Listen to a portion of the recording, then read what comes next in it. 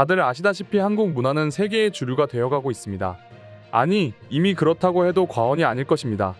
비가 미국에서 워쇼스키 형제의 영화에 출연하고 싸이의 유튜브 조회수가 폭발하면서 뉴욕의 메디슨 스퀘어에서 공연을 하면서 조금씩 한국 문화에 대해 알렸지만 이후 오징어 게임 BTS가 막뜨기 시작했을 무렵에도 여전히 한국 문화는 반짝하는 신드롬일 뿐 이다라는 반응이 곳곳에서 흘러나왔습니다. 하지만 지금 어떤가요? 한국 문화는 여전히 세계에서 가장 잘 나가고 잘 팔리는 문화가 됐습니다. 오죽하면 한국 드라마, 영화를 보기 위해서 한글을 배우는 사람들까지 있을 정도가 돼버렸는데요. 그리고 이것은 우리가 영어를 배우기 위해서 미드나 영드를 보는 것과는 차원이 다릅니다. 오직 우리 한국 드라마를 보기 위해서 한글을 배우는 것이니까 말입니다. 아예 다른 이야기라고 할 수 있죠. 과거 FT 아일랜드의 이용기와 우결을 찍어 한국에서 유명해진 후지이 미나, 일본의 여배우가 대표적일 수 있는데요. 2015년 후지이 미나는 영화 그리울 연의 여주인공을 맡아 한국에 홍보차 방문했고 라디오 게스트로 출연했을 당시 한국에서 활동하게 된 계기를 밝혔는데요. 그리고 해당 라디오에서 한국어가 능숙하다는 질문을 받았는데 한국 활동한 지 3년이 넘었다 라고 말하면서 8, 9년 전부터 일본의 대학교에서 제2외국어로 한국어를 공부했다 고 공개의 화제가 됐습니다. 특히나 이때 후지이 미나가 한국어를 공부하게 된 계기가 네티즌들 사이에서 가장 큰 화제였는데요. 내용을 살펴보면 한국 진출을 위해 공부한 건 아니다 라고 말하면서 한국 드라마를 좋아해서 자막 없이 볼 수 있으면 좋겠다는 생각에 공부를 시작했다 고 밝혔습니다. 또한 4, 5년 전에 우연히 일본 드라마에서 한국말을 할 수 있는 여배우가 필요하다고 해서 그 작품에 출연했다 라고 하면서 그 기회로 지금 회사 대표도 만나고 인연이 되어 활동하게 됐다 고 말했습니다. 대표적으로 후지이 미나가 그렇다는 거고 일본을 비롯해 전 세계에서는 한국의 오징어 게임이나 스위트홈, 이상한 변호사 우영우 등의 한국 드라마를 보기 위해서 외국인들이 한글을 배우는 사람들이 지금 당장 넘쳐나고 있습니다. 구글, 유튜브, 트위터, 인스타그램, 틱톡 이곳저곳 검색해보면 너무나 쉽게 찾을 수 있죠. 그렇다 보니 최근 CNN에서는 우리 한글이 한류의 다음 타자가 될 것이라는 주장이 흘러나왔습니다. 한국은 K-팝과 K-드라마를 세계에 가져왔고 한글이 다음이 될 수 있습니다. 라는 제목이었는데요. 내용을 살펴보면 세계에서 가장 빠르게 성장하는 언어 중 하나로 한글을 꼽았습니다. 그리고 한글은 중국어를 능가하면서 한류라고 불리게 됐고 이는 글로벌 현상이 돼버렸습니다. 또한 한국어는 학습 앱 듀오링고에서 2022년 동안 7번째로 많이 공부한 언어였다고 합니다. 필리핀을 비롯해 남아시아, 동남아시아 일부 지역에서 특히 성공을 거두고 있으며 태국과 인도네시아 및 파키스탄 등에서 1위를 차지하고 있다고 합니다. 이 듀오링고는 전 세계적으로 5억 명 이상의 사용자를 보유하고 있는데 한국어는 중국어, 러시아어, 힌디어, 이탈리아어보다도 더 많은 인기를 누리고 있다고 하는데요. 한국어의 가장 큰 라이벌이었던 중국어는 부분적으로 중국의 많은 인구 덕분에 세계에서 두 번째로 많이 사용되는 언어로 남아있지만 지난 몇 년 동안 듀오링고에서 한국어에 뒤처져 8위를 차지했다고 합니다. 그리고 이러한 인기에 대해 전문가들과 교사들은 한국 문화가 국제적으로 확산되는 한류 덕분이라고 말합니다. 그러면서 지난 20년 동안 한국의 수출은 K-팝과 TV 드라마에서 미용 제품 및 패션과 음식에 이르기까지 전 세계를 휩쓸었다고 평가하면서 옥스퍼드 영어 사전은 성명서에서 우리는 모두 한류의 문장을 알고 있다 고 밝힐 정도였고 여기에 더해 옥스퍼드 영어 사전은 2021년에 20개 이상의 한국어 단어를 추가할 정도로 한글이 국제적인 문화 거물이 되었다고 언급했습니다. 그러면서 한글을 수업하는 해외 국가들이 점점 증가했죠. 수십 년 동안 동아시아 언어 연구 대부분은 중국어와 일본어로 제한되어 왔습니다.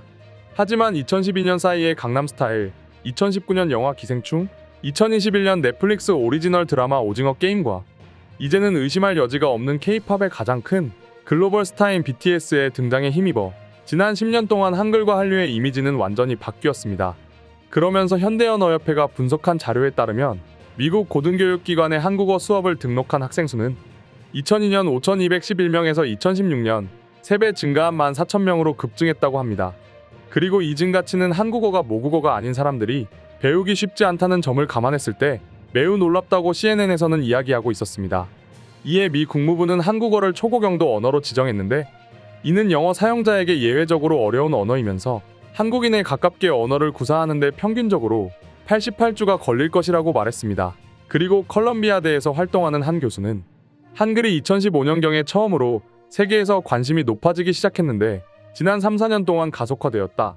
고 말했습니다.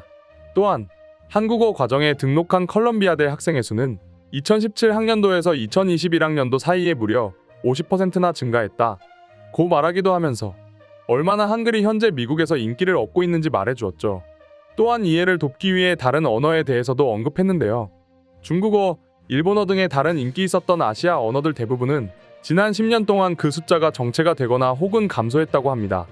중국어 수업에 등록한 미국 학생들은 중국의 엄청난 경제 성장과 글로벌 영향력이 발휘됐던 2002년부터 2013년까지 크게 증가했지만 2016년에는 그 수가 대폭 감소되었다고 합니다. 물론 이는 미국과 중국의 관계에 있어 문제가 있었고 그 때문에 줄어들었다고 보는 이들도 있습니다. 하지만 어쨌든 줄어들었지만 한글을 배우려는 사람들 및 한글의 활용도 등 모든 측면에서 봤을 때 한글은 우상향 그래프를 그려온 것이고 지금 현재 폭발적이라는 것입니다. 미국의 일부 학생들은 문화를 즐기기 위해서 한국어를 배우는 경향이 있고 동남아시아 학생들은 한국 기업에 취업하기 위해서 언어 공부를 한다고 합니다.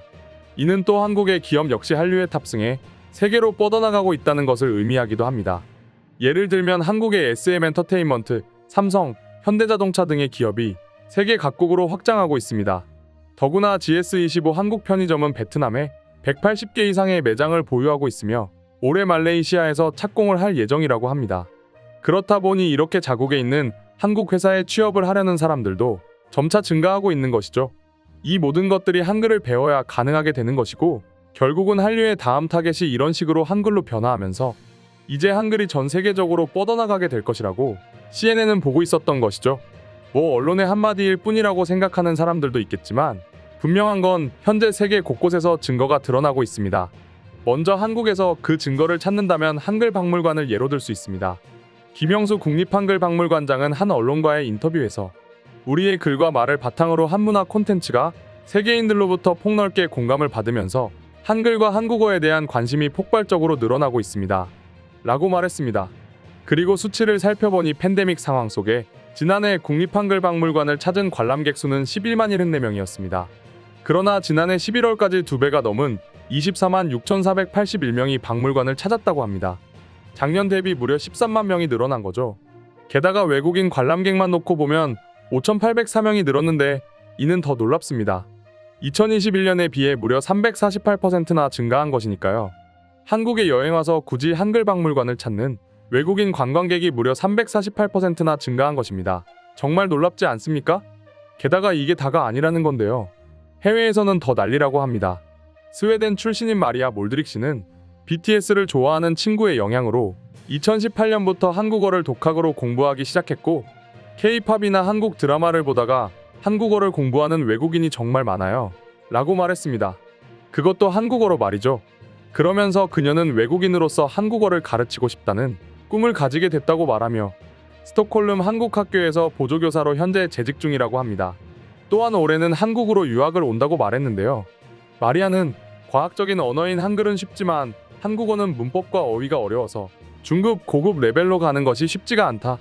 라고 말하면서도 한국 역사를 공부하다 보니 재밌었고 고등학교를 졸업하고 1년가량 한국에 있는 어학당에 다녔는데 본격적으로 공부를 해보고 싶어서 유학을 결심했다. 고 합니다. 한 소녀의 말이지만 참 한글을 배우고 싶어 유학까지 온다니 정말 한글이 얼마나 대단한지 한국인으로서 자부심이 느껴지는 한마디입니다. 이뿐만도 아니죠. 마리아가 말한 것처럼 현재 스웨덴에서는 K-팝과 K-드라마의 글로벌 유행에 힘입어 한국 문화에 대한 관심이 매우 크다고 합니다. 스톡홀름대 한국학과 가브리엘 욘송 교수는 2009년 이후 한류로 인해 한국학과 입학생이 꾸준히 증가했다고 말했는데 지난 2009년 30명에 불과했던 입학생이 지난 2020년 약 100명으로 2배 넘게 증가했는데 지난 2020년 온라인 강좌를 시작하면서는 입학생이 훨씬 더 증가해 신입생만 100명이 넘고 한국어를 배우는 학생이 전체적으로 150명이 넘는다고 말했습니다. 또한 인구 약 3,800만 명의 폴란드에는 한국학과가 개설된 대학교가 5개나 있다고 합니다. 최근에는 입학 경쟁률도 매년 높아지고 있다고 합니다. 폴란드는 지난해 우리와 형제의 나라가 된 바로 그 나라입니다. 사실 이 폴란드에는 한국 방산 무기가 팔리기 이전부터 우리 기업의 진출과 한류의 영향으로 한국어 및 한국 문화에 대한 수요가 꾸준히 증가하고 있었습니다. 2021년 10월 5번째 한국학과를 개설한 SWPS 대학교는 당초 20명을 선발하려던 계획이었지만 많은 인파가 몰려 수강 인원을 40명으로 늘리게 됐다고 합니다. 이처럼 현재 한국 문화와 한글은 잠시 반짝하는 것에 그치지 않고 2000년대 이후 꾸준히 큰 인기를 얻어오고 있습니다. 과거에는 인도네시아 사람들이 말한 것처럼 한글 배워서 뭐해요? 써먹을 데도 없는데? 라는 식의 생각이 전 세계를 지배했지만 이제는 한국 드라마가 한국 문화가 좋아서 시작한 한국어가 제 인생이 돼버렸어요. 라는 사람들도 있고 K-팝, K-드라마에 이끌려 한국 문화를 그대로 즐기기 위해 마리아 몰드릭 씨처럼 한국으로 유학을 오는 사람도 점점 증가하고 있습니다. 한국 문화와 우리의 언어가 세계에서 점차 자리를 확고히 하면서 우리 국력이 높아지고 있다는 것에 엄청난 자부심을 느끼게 됐는데요. 그럼 지금부터 이와 같은 현상에 대해 외국인들은 어떤 생각을 가지고 있는지 해외 반응 살펴보도록 하겠습니다. 한글은 표현할 수 있는 단어들과 감정들이 많아서 너무 좋아. 한국 배우들이 연기를 잘하는 것도 표현할 수 있는 감정들이 많기 때문은 아닐까 싶어? 그리고 그것을 이루는 게 한글이기 때문인 거고 말이야. 그것도 맞는 말일 거라고 생각합니다. 한국 배우들의 연기를 보고 있으면 정말 대단하다고 느낄 때가 많아요. 물론 한글을 알 때의 말입니다. 하지만 한글이 수천 가지의 감정 표현을 할 수 있습니다. 그 때문에 표정 연기가 다양해지는 거기도 하죠. 한글을 알고 드라마를 볼 때와 한글을 모르고 드라마를 볼 때 느끼는 감정은 완전 달라. 어설프게라도 한국어를 한번 배워봐. 그러면 드라마를 보는 재미가 완전히 달라지게 될 거야. 중국어나 일본어는 표현할 수 있는 게 너무 한정적이고 어려워. 그에 반해 한글은 표현할 수 있는 것들이 너무 많아. 그렇다 보니 자연스럽게 재밌어지게 되는 거야. 한글이 영어가 될 수는 없지만 두 번째 외국어를 배울 때 한글을 선택하는 사람들이 꽤 많아지는 게 사실이야. 내 딸도 얼마 전에 한글을 배우겠다고 말하더라고. 난 당연히 말리지 않았어. 요즘 한국의 행보를 보게 되면 당연히 한글을 배워야 하는 게 맞는 것 같아. 한글은 일단 재밌어. 한국 드라마나 영화도 재밌고 요즘 K-팝은 미국에서 엄청나게 난리잖아. 그러니까 한글은 기본적으로 외국어를 배운다면 알아두면 좋은 언어야. 유럽의 영국, 프랑스, 독일, 다양한 언어와 중국어, 일본어 같은 아시아, 남미 등 수많은 국가가 자신들의 언어를 가지고 있고 사람들은 어떤 언어를 배워야 할지 생각하고 고민하지만 앞으로 점점 선택이 쉬워지지 않을까 싶어? 그럴 수도 있지. 사람들은 세계 공용어를 배우는 건 기본이고 이제는 드라마나 영화 같은 콘텐츠를 즐기기 위해서 해당 나라의 언어를 배우곤 한다. 그리고 요즘은 한국이 가장 잘 나가잖아. 요즘 언어학자들 사이에서 한글이 가장 완벽한 언어라는 말을 하는 것 같아. 영어 다음, 영어만큼? 어느 정도 수치인지는 모르겠지만 굉장한 언어야. 그리고 한글을 가지고 있는 한국의 국력이 점점 커지고 있으니까 그렇게 느껴지는 것도 같고 말이야. 한국어는 그리 만만한 언어가 아니라고 하는 사람들도 많습니다.